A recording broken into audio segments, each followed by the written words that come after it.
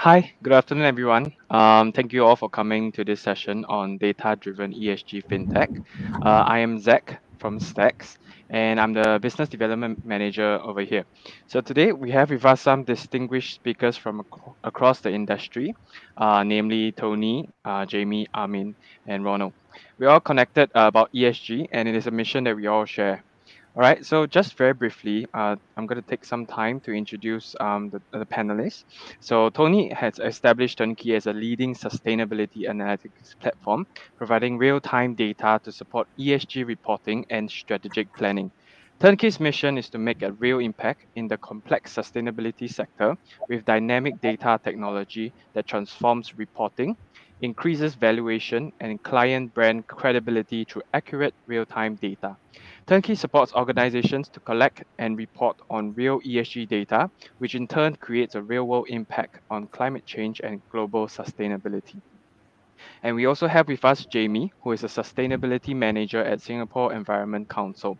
As a sustainability manager at the Singapore Environment Council, Jamie is on a mission to bring businesses and communities onto environmental sustainability through strategic partnerships across the three P sectors: people, public, and private sector.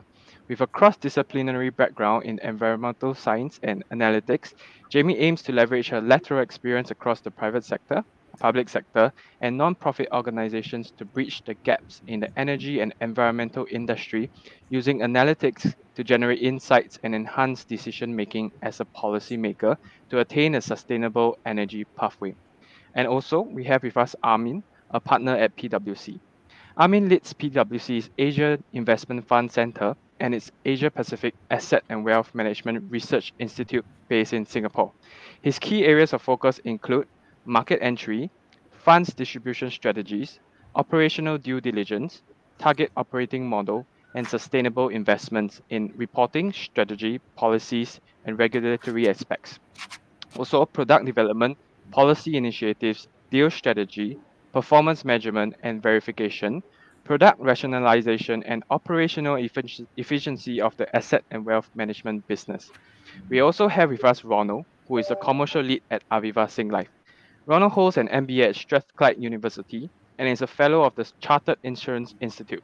He was previously Chief Executive Officer at EQ Insurance Singapore and is currently the commercial lead at Aviva Singlife, where he formulates and implements strategies for profitable growth of the commercial lines division. He has an extensive background in the insurance and finance industry, having held managing director positions in HSBC, Zurich Insurance, and Zurich Insurance Brokers. Right? So the objective of today's panel is to describe how data can address ESG goals and how to go about ensuring that the correct data is being captured and stored. In what way can the industry work towards acquiring quality and holistic data, and what should investors look out for in terms of ESG?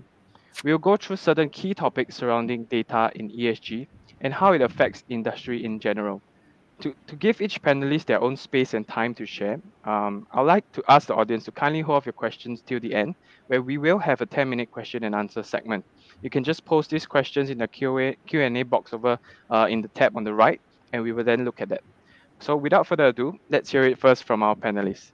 So maybe I can just have Jamie first to give the audience a short introduction of yourself and your projects with the SEC. Jamie, please. All right. Thanks a lot, Zach. First of all, it's an absolute delight and a privilege to be on board on this platform. And I think it's really important that we have a lot of various diverse perspectives from various industries like Tony, Ronald, and Armin.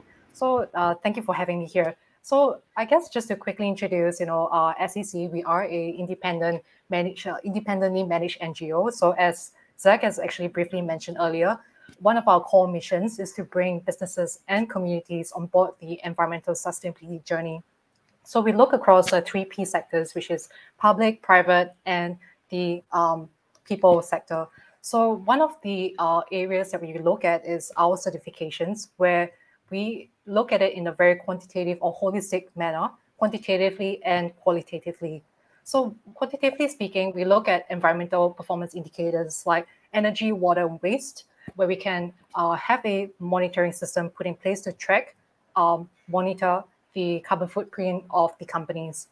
So one of the qualitative aspects that we look at is the processes, business management operations and the policies that a company has in place from the top down, whether, first of all, change management, are the board of directors or are the managers, have they gotten a buy-in for KPIs that is linked to sustainability performance targets? And is it like triggered from top down and a bottom up approach? So one of the areas that we look at is through our certifications in both a quantitative and qualitative perspective. So it's definitely a rigorous process, and we do set meaningful and credible targets for the companies based on their baseline and work with them hand in hand to meet and work towards their targets. So that's one area that SEC looks into through our certifications. Thank you, Jamie. Maybe I can have Tony. Tony, would you like to share next? Yes, thank you very much, Zach, and good afternoon, everyone. Likewise, thank you very much for the opportunity to speak today. It's a privilege to be with you and with my esteemed panelists as well. A little bit about Turnkey. We're an organization that's really been specializing very much on what we call granular data capture of ESG data, looking at the full spectrum of not just environmental data, but social, governance, risk, health and safety, and logistics and scope 3 data. We're really focusing very much in helping organizations to identify not just how to report effectively with data that can be transparent and auditable, but also to evaluate how can an organization start to use ESG data as a fundamental change management tool. In other words, looking at it from a perspective of what strategic value can I get as an organization by using non-financial metrics as a medium for improving my corporate performance. We've identified that this has been a very effective way of helping companies to really identify improvements within the organization. When you start to look at not just at framework reporting, both qualitative and quantitative, which we know is essential, but when you start to look at ESG data as a means of actually identifying how your brand can be differentiated, how you can actually affect the bottom line of your company, and how detailed, granular key performance indicators can affect the way a business is perceived, improved, and branded, and mitigating the risks of greenwashing with really high quality data. It's a transformational opportunity for companies. So we're helping organizations to really cut costs in the organization. We're helping organizations to identify risks and weaknesses.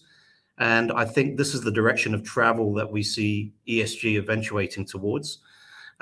We understand at the moment the market is very much driven around compliance regulation, which is a very positive first phase of a long journey map. But as we see the growth towards things such as targets, as Jamie mentioned, certifications, which have qualifiable ESG KPIs in place, and then eventuating into net zero and even science-based targets, which is really where the industry is moving towards. The need to have this sort of detailed granular data which actually identifies the improvements and the strategic value in an organization, I think is going to become very prevalent. And that's where Turnkey's ambitions are, to help organizations to drive that whole process in a structured way throughout their organizations and into the supply chain. Thanks, Tony. It's very interesting how you mentioned greenwash prevention. I think it's a very key topic, especially covered in COP26, whereby there are some concerns going about greenwashing and how we can prevent that. So maybe we can take some time later to have a discussion about this. So maybe I can have Armin share next. Armin, would you like to share a little bit? Yeah. So we have an Asset and Wealth Management Institute for research where the ESG for investments and asset management sits in. It had to be put in the research sector because this topic is constantly evolving. What we were talking about in January is no longer relevant now, and regulations are coming out. People are realizing the mainstream impact of this topic. So, I mean, we've been quite busy helping asset managers as well as asset owners in assessing the processes or developing the processes, helping them with the policies, identifying the right vendors for, data capture and what should they write in the reports that are publicly available, as well as to their ultimate stakeholders. So it's a variety and a very exciting time. A topic which was not very sexy 2 years ago has become suddenly a topic of conversation, and not a day goes by that there a periodical or a newspaper doesn't have ESG or sustainability or responsible investment in its headlines, or and so there's a lot going on, but there are also the demand for it is going much faster than the infrastructure or the readiness of the industry, which is something I'll be articulating a lot more in this chat today with my esteemed colleagues. And thank you once again for the opportunity, hashtags. I hope that we can bring out some qualitative aspects of the ESG data, the challenges, which everybody knows, but there is still there is hope. There are some improvements coming. Thanks, Armin. I think you brought up great points also, because just coincidentally today we launched a PR about our partnership with the MAS on Project Greenprint, whereby we are putting together and helping to build the ESG registry via our blockchain technology to actually put all these meaningful data onto the registry to be used and to be pulled out by data users. It could be yourselves at your organization. So it's very exciting to see how the different partners and the players come together and to actually push forward with this sustainable agenda. Right, Ronald, would you like to go next to introduce yourself and the company?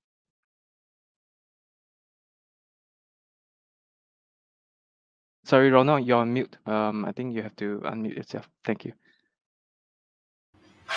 Yeah, I'm Ronald. I'm from Aviva, Singapore. As an organization, we're composite. We do both live and general. I'm more on the general side. The live, as an organization, we are actually looking into ESG. That means what happened is actually we are trying to see how we can contribute towards the organization ESG. Like, for example, even on live, they are looking in the possibility of like every policy possibly to basically plant a tree in another part of the world. That's how they want to see to contribute. But more important than that is that for me, I'm more focused on the commercial side. And as an insurance company in Singapore, our license allow us only to write business in Singapore. So I'm more focused on Singapore, and that's my space. And what we're trying to do on the commercial space here is trying to see how we can not only contribute towards ensuring the client, but how to partner with the client in the ESG space. For example, we are actually right now working with a particular consulting group who actually consults property developers and everything. What they do is actually they are getting a lot of data. So we are helping them to work out the various specs and various information that we will minimum need for actually in doing insurance, because many of the proposals that actually are out in the market, they don't give you much ESG details. And even a lot of companies, when they talk about they are being ESG, if you look further into the company, they talk about basically ESG more in terms of the social, but not really the other aspect. So it has to, we call it be very comprehensive. And the key driver to me is actually if a company is ESG really focused, that company is very, very conscious of themselves and the environment. They are a so-called better risk partner, because it's more of a, I call it an attitude and a basically perception kind of thing. Because if they are more risk averse, they are more risk averse towards risk. Therefore, they are going to manage the risk better. So from that perspective, we can identify them as one of the better candidates to insure. And of course, for insurance, getting reports is one thing. We normally, for bigger risk, we would like to have our own so-called surveyor to go down to take a look at the risk, to see how they're implementing it, and also to advise them or basically certain risk to implement so that they can actually be a better risk. So in that process, while they may be putting in a certain, they call it a plan or whatever, they can actually do it more, they call it, with less risk exposure. That's how we basically advance our risk. That's why we are quite selective with our clients and we want to work, because it takes a lot of time and really effort when we really sit down with them to work out with them. Because collecting data is actually a major issue in the insurance, because many of the information is actually not there. Yep. Thanks, Ronald. I like it that you mentioned that when companies are risk averse, they are actually able to manage the risk better, and they want to manage the risk better. And this would be a better candidate to insure from Aviva's point of view. And I'm very, very happy to be working together with you on our partnership because the whole purpose of one of the objectives of Project Greenprint is also to reduce the access to cheaper green finance, and also to obtain better access to green insurance. Through this partnership and through these industry conversations, we will then be able to bring all these products to the market and to give these corporates a compelling reason to actually move towards sustainability. All right, so maybe just to kick off the discussion for today, I'd like to maybe turn this question to the floor. Perhaps Tony, you can help me help me and the audience to understand, in your opinion, what industries do you personally think that can benefit the most from going green? Thanks, Zach. Yeah, good question. I think various industries are tackling the ESG footprint from different angles. We are an organization that's basically market agnostic, so we're working with a multitude of different industry sectors. We don't necessarily specialize in a single source. But I think if we look at the trends as to where organizations are moving very quickly on, say, the environmental side of the ESG space, we've seen a big uptake recently in the logistics and supply chain side. Logistics organizations, definitely with regional and not global supply chains, have been increasingly focused on mitigating carbon footprint and working increasingly with ocean freight, air freight, trucking suppliers to look at the whole process of carbon mitigation, carbon reduction. Undoubtedly, in the manufacturing and retail sector, this area has naturally been a big area for that, and asset management as well around buildings. They remain, I think, the key focal points around the environmental side. What I would also say from a trend perspective, and it's been interesting to see this during the COVID period, is there was a lot less focus prior to COVID around the social impact of the S side, if you like, around ESG.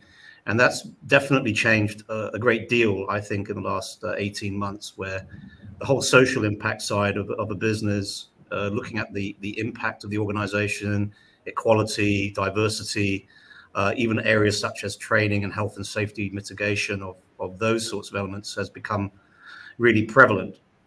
And I think it's also created more complication because the whole focus around ESG is expanding as we go along. There's more frameworks, and within those frameworks, new elements of ESG are appearing. So, to my surprise, as a data aggregator, data provider, we're often being asked, how do we capture data?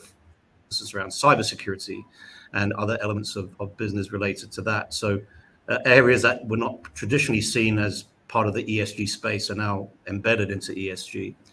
So I think all market sectors are affected in different ways. I think environmentally, it's classically the manufacturing, retail, logistics, supply chain elements, building management elements. And from the social side, pretty much in all spaces, we're seeing that uptake increase. Right. Thanks for sharing, Tony. Yeah, I agree with you, because I think our very first key partner that we have actually signed and onboarded onto Project Greenprint is actually within the transport and logistics space. With specifically, it's called CO2 Connect, whereby we onboarded this consortium. It's actually led by 3 entrepreneurs themselves, which we are able to actually aggregate and onboard all this transport and logistics sector from their already existing FMS data, and then how can we then use data analytics to actually churn out some actionable insights that could be stored on the ESG registry. And I think it ties very closely with what Armin earlier mentioned, whereby Armin mentioned that for the past 2 years, ESG on the whole topic on itself hasn't been actually getting much traction. But only recently, whereby every single day we see an article or 2 on ESG.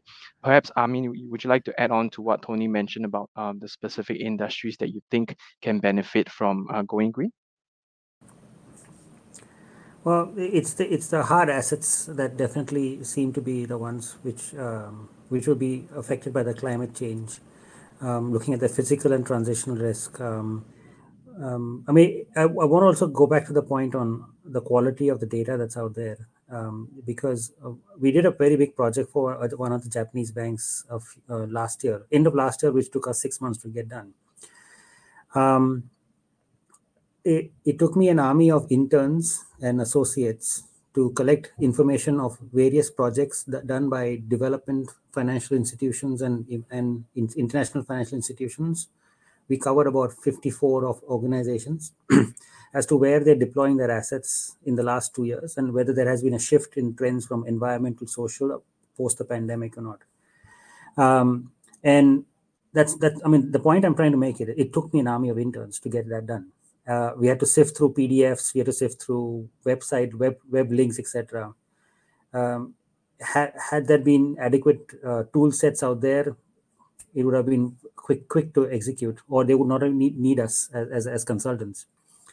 And what we found was that these asset owners, it's the mood to change the world has come from the people who have the money, the asset owners. That's where the topic of ESG began with Norges Bank, 30 years ago, an embarrassing documentary. So it is coming down from the asset owners, then they tell the asset managers, and the asset managers go about deploying it to the portfolio companies that go about change of behavior.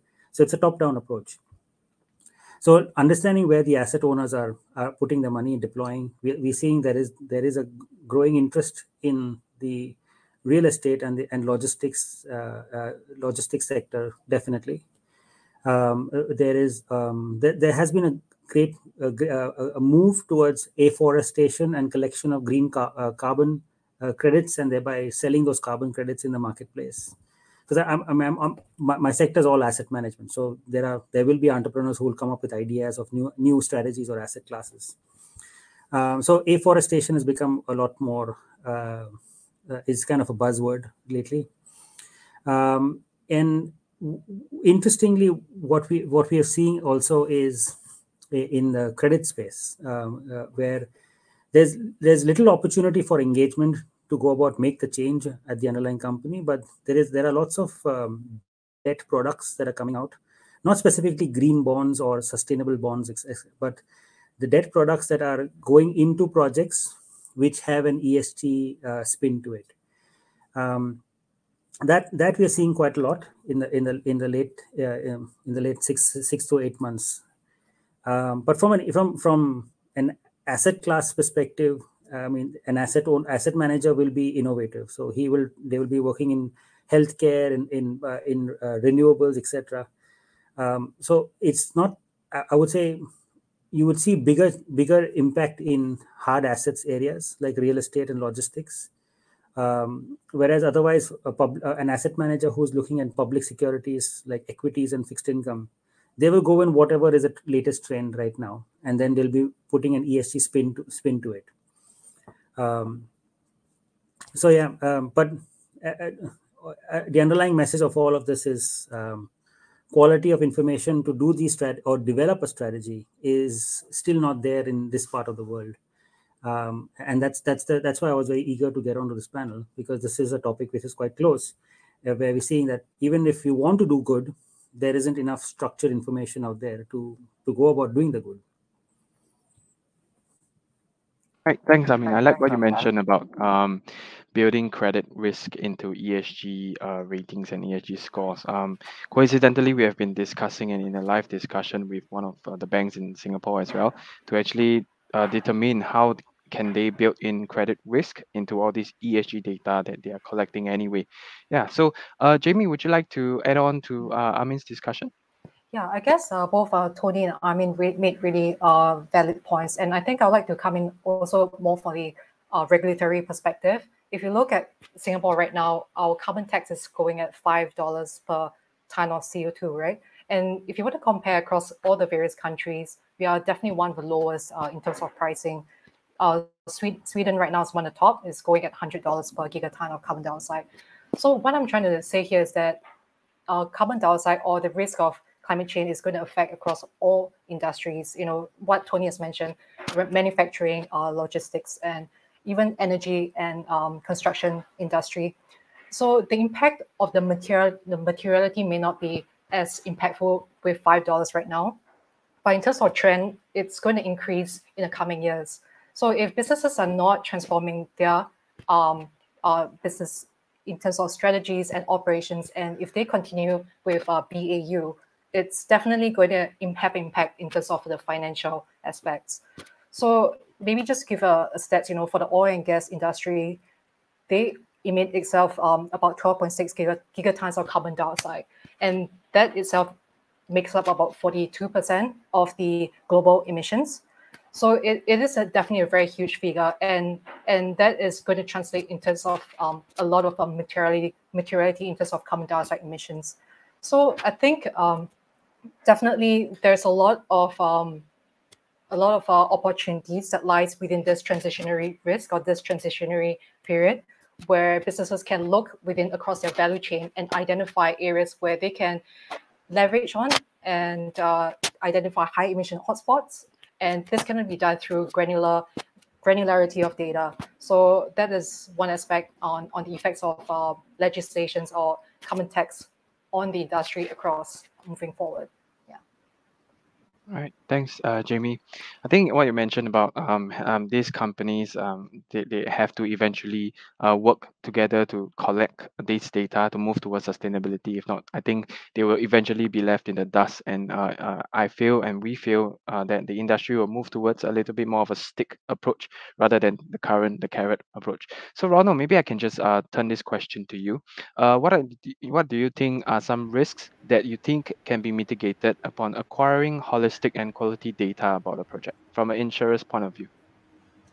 I mean, once we have enough information, especially regards to how the company is running the organization, we will basically be more keen and aligned to give them better ratings.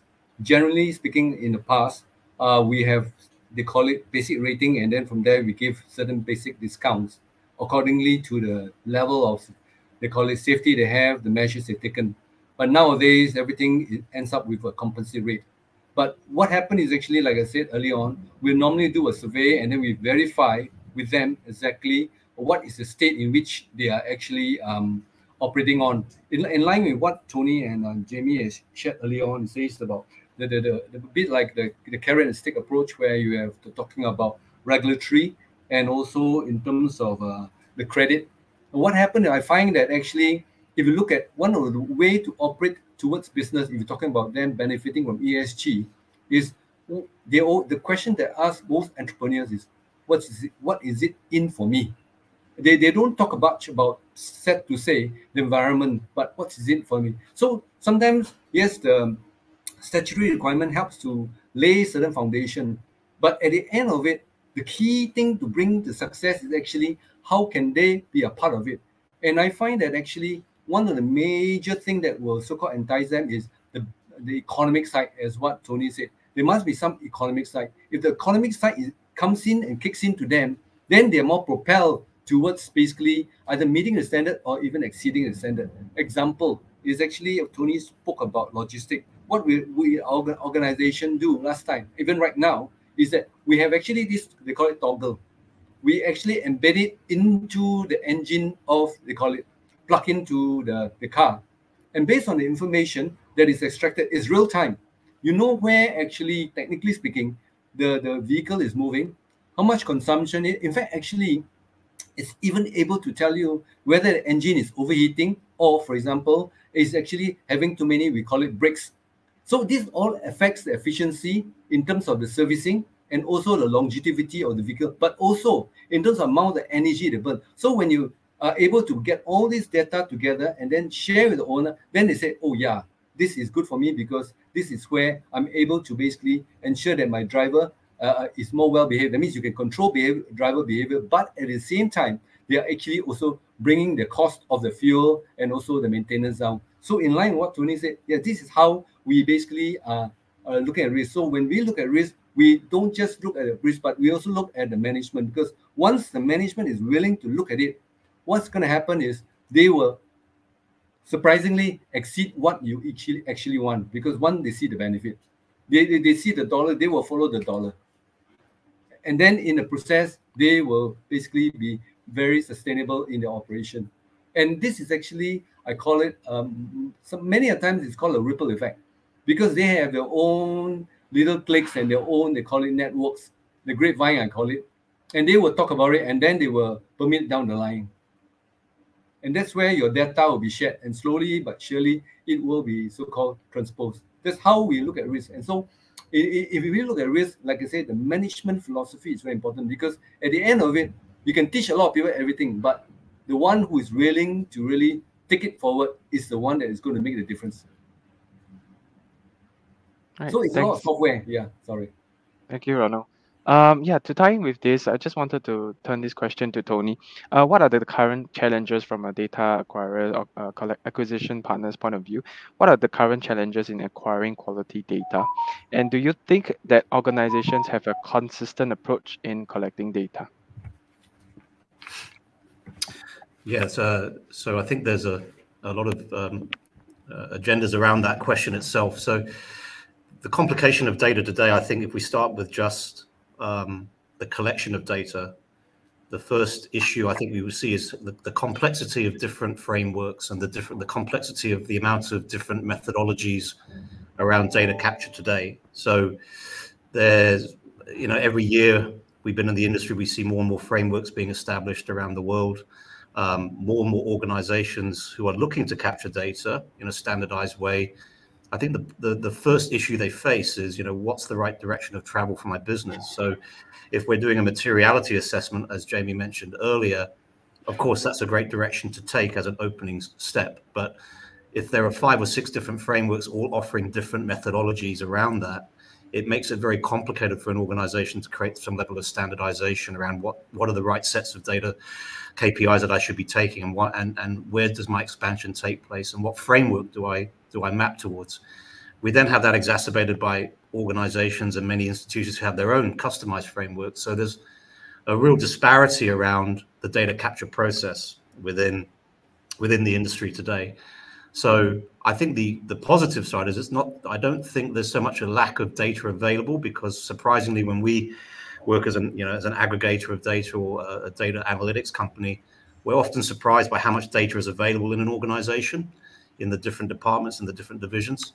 But we always find that there's a great deal of difficulty understanding what's the right way to establish this data, put it together in a format and a structure that makes the best sense for the business and ultimately meets the outcomes that Ronald mentioned earlier, which is, we want to get a positive outcome for the business. We don't just want to report data for the sake of having data to report. We need to get something positive out of that for the company itself. And there's a complexity around that as well. I think the second way to look at data disparity today is, and I think that's a fairly big challenge that we have at the moment, is if we look at financial reporting, we work a lot with financial institutions, and they're of course getting significant amounts of financial data on a weekly, monthly basis, and it's very standardized and harmonized. When it becomes the ESG side, we have companies who are capturing data once a year, establishing it as an annual report and taking that to market, and then waiting another year to sort of see how well they perform versus the previous year. We have there's still a real gap between financial reporting strategies and sustainability ESG strategies. So getting companies to think about reporting in a very similar way to a financial institution, which is monthly or even weekly ESG reporting, hasn't yet been advanced or matured in the market today. But I think that is a direction that one needs to look at, is if you can marry financial reports with non-financial metrics on a weekly, monthly basis and establish that as an integrated view of the company, that's when I think we start to really see the difference in the way that we can brand, evaluate, and ultimately improve the performance of a company's overall position. So we're pushing very hard as an organization to try and capture data much more frequently. When we talk about real-time data, if we can get it weekly, we'll get it weekly. If we can get it monthly, we'll accept that, even daily if it's possible, from a factory or facility that we talked about earlier from the logistics side. I think the frequency of data is important, and marrying it to the overall strategy around financial reporting helps an organization to really be embedded in a structure that moves forward. Thanks, Tony. Just wanted to turn this to Armin, and I believe that this what Tony has shared ties in very closely with what you mentioned, that in PwC this is looked upon as a research department because it's ever evolving, ever changing, and like what Tony mentioned, we don't want to just be collecting data for the sake of it. We need to be able to identify and fine tune the accurate data that makes sense. So maybe would you like to add some thoughts on this? Sure. Well, it's a point that I made earlier. There's a lot of unstructured information out there, and also sitting in, as Tony mentioned, sitting in various parts of the organization, which sometimes they don't even realize that this could be relevant and could be important. And even amongst the challenges, there's that a company may be partially reporting it or partially accounting for it rather than holistically. So a company may be reporting as entire carbon footprint for the entire organization, whereas some would, based on materiality, would be disclosing for only the headquarters or the particular plant, and therefore it is incomplete. So we are in a stage where reporting framework is being designed, which hopefully should bring some level of standardization. But that's the information that's coming from ground up. But then you have agencies that take that information, massage it, and give it to the users, and that's what gave birth to people like Reuters and Bloomberg, 50, 60 years ago. They were collecting market information and they were making it available to decision makers. Similarly, now there are different types of Bloombergs and Reuters who pick up that information, ESG information, and make it available to the marketplace. Now, we ran into a problem.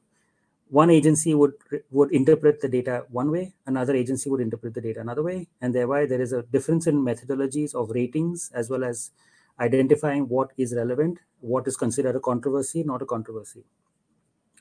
So this was a big problem. It was a constant discussion point for the last 3-4 years, unstructured, unregulated, blah, blah, blah. Finally, the regulators have come to the senses and they said, okay, we need to get this organized.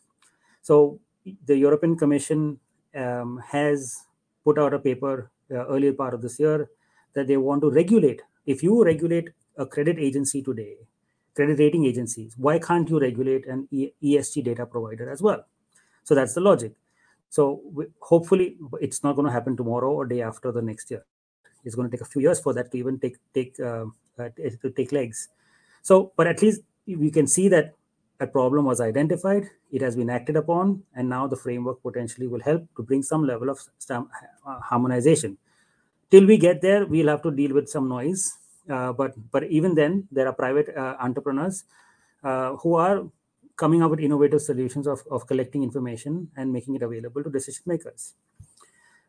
Similarly, ISCO, this is just European Commission. The ISCO also said, look, they did a actual fact-finding study that information that is coming from one data provider was at a correlation of almost 0.3 to information coming from same stock, same ISIN number from another data provider. That's absurd, right? It has to be almost the same. If the market information is the same, like the share price is the same, why are the controversies and other indicators of ESG so different from each other?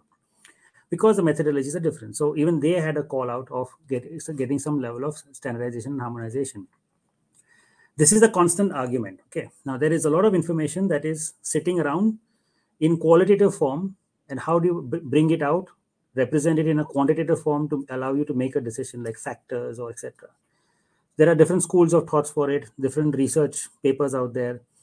So ultimately, what is differentiating a good user of that information versus someone who's just doing it lightly is how they build proprietary tools of research, how they aggregate information, make sense of it, and then apply it in a way that actually does good for the underlying company as well as does good in getting them adequate returns.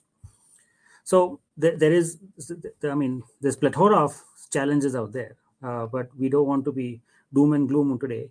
There are solutions coming. There is a regulatory effort of harmonizing it as well, but the carrot approach is no longer valid, because now you need to get a stick in because the demand is there. 2 years ago, ESG was, it was just a sexy topic, and it took this. I remember this speech by this the person who coined the term ESG 30 years ago, George Kell, he said, it will take a catastrophe to bring this topic to the forefront of everybody. And it was just 2 months before the virus hit. It was at that time that Brazil fires were going on and the Australian bushfires were going on. So it took a catastrophe for it to become a mainstream topic today. So now there is demand. Because there is demand, the demand is going too fast for the industry to keep up with regulations, the data providers, information, etc. So there's almost a catching game going on, and we are in transit right now. But that being said, in this transit, what is differentiating a good asset manager versus another asset manager is their implementation of their own ideology, their own methodology, their proprietary tools. Some of them are doing natural language processing. They're doing artificial intelligence. They're taking satellite images. And they're using that information for a qualitative decision making. Whereas some of them are just taking data from data providers and making some sense of it. And okay, so we can see the difference in where the quality of data is actually bringing that alpha in the returns. Whereas the information that is being used just for the namesaking, that's what we call as greenwashing. Thanks, Armin. I think what you mentioned is very true. In that data is only useful if we have actionable insights from this. And it's definitely heartening that there are regulatory efforts from the European Commission. I think this ties in very closely to the next question that I want to ask. Maybe you can help us understand whether you think that companies with strong ESG credentials, will they do well over the long term? And do you think that reporting this ESG data works against them or works for them? So there's no school of thought that by doing ESG you end up getting better returns. Or there's debate out there. There's research on research as well. So the research done on research is that ESG helps to bring better alpha, etc. So it is a question of what you do with it. So it's a point of, am I making use of the information, ESG data, that will help me get a better return? If they can prove it, then it will work for them. But if they can't prove it, then the regulator comes in and says, you are lying to your investors, because you're not actually doing what you're saying. And that is what we call as greenwashing. So it is different schools of thought that utilizing ESG as a factor or decision criteria in their investment decisions will potentially bring a better return, whereas some say, who says so? We look at financial returns, right? I'm not here to do good. I'm here to make money. So there are different schools of thoughts for it. But the guys who go out saying that I want to do good, and then they should stick to that topic. They have to see it through. They can't partially do it. They can't make an excuse of it that, oh, no information, etc. They have, and what differentiates them is the proprietary tools that they will develop or the research that they put out. So now we've seen a lot of asset managers. They actually don't even just put out returns, etc. They actually put out case studies that they profile 2 or 3 portfolio companies that through their engagements over the last 3-4 years, what they've done good to the portfolio company, and that has cultivated in returns.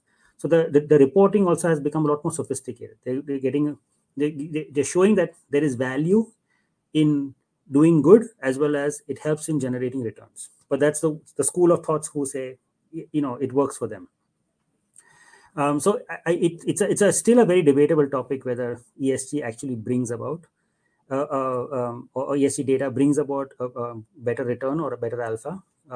It's something that we'll have to just deal with it. All right, thanks, Armin. Jamie, do you have anything to add to what Armin shared? Yeah, I guess I can add on because Armin did bring out a good point that he mentioned something that all you need is a catastrophe for the world to take note of of what's going on in the whole entire business operations and how climate change has an impact on their operations and costs. So definitely, if I were to say right now, in the past many years back, you wouldn't have thought that sustainable finance would become mainstream, but COVID-19 really did accelerate this whole process. So definitely what this means is that there is no longer a need to sacrifice on returns to drive green growth. But having said, there's a lot of financing gap right now, And there is a lot of money floating in the space. But the question is right now is how? How can we build investors' confidence in channeling or refinancing or channeling capital towards projects that that are environmentally sound and makes financial sense? So I think this also ties back to the need for all this consistency in data, comparability in data, and high quality data for disclosures and benchmarking. And definitely across the sectors, you need that kind of common yardstick for the peers to benchmark and boost the investors' confidence. So I guess on that note as well, I personally think that the government has been doing a lot in terms of helping in terms of risk sharing. So in terms of green loans and sustainability linked loan, ESG has actually implemented this EFS, enterprise financing system. So in other words, if you're an SME who needs green loans or needs to tap into finances to invest in green projects, they can tap on the green loans, and ESG would actually help to cover up to 70% of the risk sharing. So I think there's a lot of opportunities moving forward to tap on the green loans or SLLs to drive green growth. And for that to happen, you definitely need to have better data disclosures. And there are banks that SEC we do work closely with as our partners, where they incorporated our certifications as part of their eligibility criteria as under their loan framework. So there are a lot of, like what you mentioned, there's a carrot and sticks, and government policies coming together holistically to drive this whole process forward. So I think we definitely need all ecosystem players on board, working together, collaborate, have that scalability to move forward, and definitely tapping on the right technology as an enabler to accelerate this whole process. Yeah, thanks, Jimmy. I like what you mentioned about corporates being able to access like cheaper and green loans. I'm just gonna do a little bit of a shameless promotion right here. So this morning we did an announcement with MES on Project Greenprint, whereby the ultimate aim is to actually enable corporates to actually come on board using their data to access cheaper green loans and obtain cheaper green insurance, and even make their companies more investable, like in terms of all these ESG frameworks. All right. So if you are a corporate and then you want to embark on this sustainability journey, do feel free to reach out to any of our teammates at STACS, or we'd like to just have a chat with you if you're from the financial industry, your asset manager, or even from the bank. Okay. So Ronald, just wanted to ask you this question. How do you think that insurance companies can best support the goal of reaching net zero emissions for the global economy? First, like I said earlier on, if a company is actually ESG conscious and orientated, that already classify them as a so-called better risk because of the mindset. And we normally will work closely with them, and we'll be able to give them better rates because of what they are doing to not only for the environment, but in the process, they will also make their operation smoother and safer. For example, when we work with certain organization, for example, for the solar, let's say solar roof, for example, what's going to happen is a lot of people say, oh, I have the solar panel on my wall, for example, or even on the roof, it's A-okay.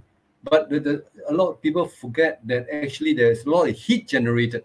So what they're going to do, because that actually makes the building more, we call it, I would say flammable, but actually more combustible. So what we do is actually we have to look at ways in which we can mitigate they call it the heat generated, be it airflow, be it sprinkler or whatever. But we're gonna make sure. So we have to give them this feedback. So in the process, whilst they are doing the bit, we are also helping them to ensure that they are better protected. But more important is we on our side will also at the same time negotiate for better terms, because we don't insure the building alone. We have to talk to our panel of treaty reinsurers behind the scene who are convinced that this is a good project, and they will come in and give at a better pricing. That's how we do. So from a risk management, plus at the same time from a rating. Yeah. All right, thanks, Ronald. Maybe I can just ask Tony. I mentioned I've read up that your company has actually did a tie-up with Comfort Delgro Group. Maybe you can give us a little bit insight on that, on what was the actual use case and what was the benefits and what were the challenges with working on this case.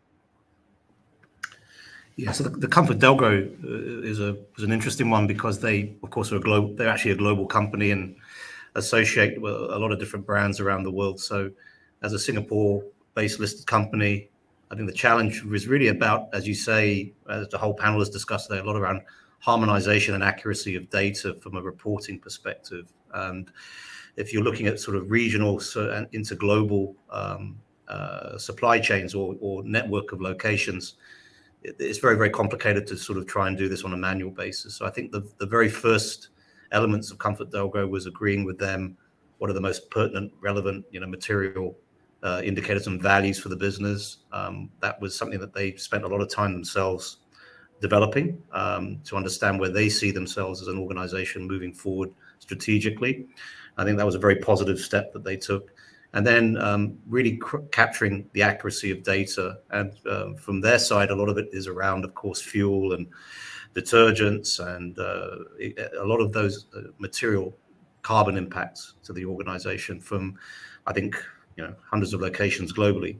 So Turnkey's helped to capture that from a regional perspective in Europe, around Australia, around Asia, aggregate data at a regional level, country level, take that back to the headquarter level, and then allow them to report very accurately around the performance of each of those locations and regions. And to also for them build a strategic value, which is, which are our best performing locations, which are our best performing regions. If we talk about going towards a net zero environment or carbon reductions, target settings, where is the biggest impact that we have to influence to reach those targets? So it just creates a whole level of transparency and harmonization around their global network. And I think that was the, very positive step for them to take and work with us on. And they've got certainly rewards around that because they can start to see, as Armin mentioned, where can we create value in the business? Where can we potentially, reduce cost, improve performance, and then from there lead out a longer term strategic program for the next few years. And to do that, you have to have a high quality level of data disclosure. And I think it has to be frequently managed as well. So looking at it from as I say, a monthly basis or quarterly basis at the very least to see how each of those regions are performing and what have been the impacts during the course of those 2 to 3 months. All right. Yeah, interesting. I just wanted to ask you also, what do you think the main challenges are of working with so many different ESG certifications? Because currently in the market, there's tons of ESG certifications. Do you think that having just one holistic ESG certification will be practical? I think there's a lot of certifications out there, and I think there's definitely a level of consolidation that we think will occur over time. I think one probably is unrealistic, but I think a consolidation of certifications would make sense over time. And I think we're starting to see that in regions like Europe, where in one end there's more certifications coming out, but in other ends there are a consolidation of certifications. The WEF is consolidating multiple different types of certification bodies into one format. And I think that's a step in the right direction to help harmonize the process. As it stands today, it's very complicated to get a like-for-like transparent view of each company because one's taking one view of the framework and others are taking another view on a framework. And we're not saying that there's a right or wrong here. It's just that there's so much out there that they can measure against that it becomes complex to get standardization. So I think it is important that we start to see some consolidation in that area so that we can definitely, as an industry, grow out a recognized set of metrics. Yep, I totally agree with you. Jamie, maybe I can ask you this question. SEC has a few green labels being generated and framed. How do these help to guide corporates, and how does it affect insurance and its new green products? So I guess this is also adding on to what Tony has shared. At this point in time, there's a lot of various methodology and various certifications out there in the market. And at this point, realistically speaking, there is no one size fit all for certifications. Although ideally speaking, that would be nice. But having said, for SEC, what we do look at, as I mentioned earlier, we do look at it in a very holistic manner, both in the quantitative and the qualitative aspect. So in the quantitative aspect, we definitely look at the major areas where it's usually highly pollutive, like in areas of energy, waste, and water. So this is the environmental performance indicators that we look at, and we collect baseline data So our certifications aims to assess the readiness of the company, where they are at in their sustainability journey. And we do look at areas and do like a form of a gap analysis and identify areas where there is a need for improvements. So then that's where the qualitative aspect comes in, where we look at the management systems and the policies and whether there's a monitoring system in place where the company is actually doing to for their energy and waste minimization policies and whatnot. So definitely this certification is meant or is anchored on a spirit of continuous improvement. So it is structured in such a way that it is a tiered approach, and it allows companies to actually assess their current level of readiness and we'll set targets. And after 1 year, we'll come back to them and assess, all right, this is the target we've set for you based on the gap analysis that we've done. Have you reached your target? And we provide steps and advice on how to reach there. So it is meant to be a step-up approach based on the tiering system. And that is our direction in terms of our certification process. Thank you. Thanks, Jamie, for sharing. Maybe to just wrap up, I want to just ask Armin this question. From your point of view, on a scale of 1 to 10, how ready do you think we are as an industry in collectively pushing the needle in sustainability? And if it's not if it's not perfect yet, what do you think that is lacking? -1. Sorry. It's a question of it's the point of how open is the regulator. I mean, like, see, whatever you want to go about bringing a change in the industry, it comes down to the person who has the authority. At least in the financial services sector, it is in the hands of the regulator. They come up with grants, they come up with tax concessions, they set carbon taxes, they help in building framework or expectations of reporting. Is all up to the regulator.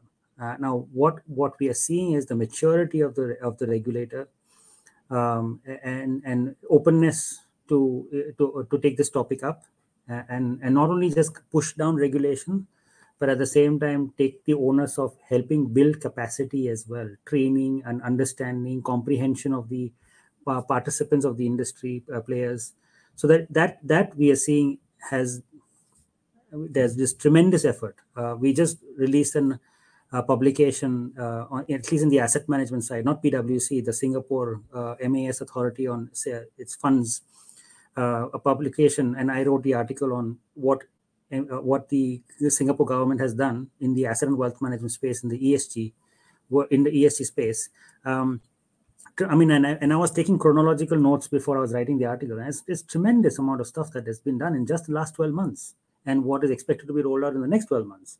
So once you see that, it gives you confidence that there is tone at the top as the expectation. At the same time, they're not pushing down regulations. They're helping you gently introduce the regulations, help you to understand what are the expectations. And over the period of time, they'll make it a lot more stricter because they'll see that the industry is sophisticated enough for them to abide by those expectations. So long and short of it, if you say a scale of 1 to 10, we are at almost 5 as far as readiness is concerned. Can that 10 be scaled up to 100? Yes, because it's a constantly evolving topic. And Singapore is not only a marketplace that has the businesses here and money is being invested in here. Money comes in from out and money goes out. So it is also dependent on the maturity of the other jurisdictions and is quite dependent on it. So it can't be only Singapore and Singapore framework or what the marketplace here. It has to also be the neighbors as well as the other marketplaces that Singapore links up to. Thank you, Amit. I think we definitely echo what you shared. For us at STACS, we are very fortunate to be encouraged and to be motivated and to be working very closely with the MAS, because they told us of this problem, and they actually mandated us to build this blockchain registry for the ESG industry. Yeah, I think now we will have some time for some question and answers. Perhaps I have one question here, which I will open to the floor. I don't know, maybe Tony can take this question. So the question is, how do we determine quality of data? Because IoT captures raw data from the source. Does that mean that the data captured through IoT means it's all accepted and it's all good? Yeah, certainly the more you can capture data at source and the more you can capture data in real time improves the accuracy and the dimension of harmonization. So I think that's important. Where that's not possible, we supplement that with a lot of supporting documentation. So for instance, if organizations are telling us that they've extrapolated a certain amount of energy in a given month, we would be expecting them to also provide supporting documentation around that to ensure that there's an alliance between what's being said and what's actually going out there. And that's to help close the gap between validation and auditability of data. So it is of course a massive challenge as you go through so many different KPIs, not just environmental, social as well, to get that level of consensus. But we definitely believe that there is a lot of good quality data out there which can be audited and managed and harmonized. And we often go down the approach of less is more in many ways. We'd rather have less KPIs but very accurate than having too much out there which is not auditable as such. So it's very important that I think you can start to build the steps towards great ESG disclosure, but we often go down the road of let's get what we can and make sure that it's right first and clear, so that all that mitigation around greenwashing is taken care of, and then build out better KPIs on a graduated basis. All right, thank you, Tony. I think if there's no more questions, I think we came to the end of today's panel discussion. Thank you once again to Jamie, Ronald, Tony, and Armin for providing us with such deep insights into the world of sustainability today. I think in summary, we can all agree that we are on the right track. Of course, with the regulators taking a more active step towards pushing out these initiatives to help us move towards more being more sustainable. And we definitely need to take a collective approach across all industries to move this needle towards sustainability. All right, for the audience, thank you all for joining us today. And do reach out to us privately to have a more in-depth discussion if you wish. You can always just chat us on the people chat over here, or you can always just find us in the networking areas over there. So with that, I thank you very much for joining us this afternoon. And everyone have a great day and stay safe. Okay, thank you. Thanks, Zach. Thanks, everyone. Thank you very much, everybody. Thank you. All the Thank best. you.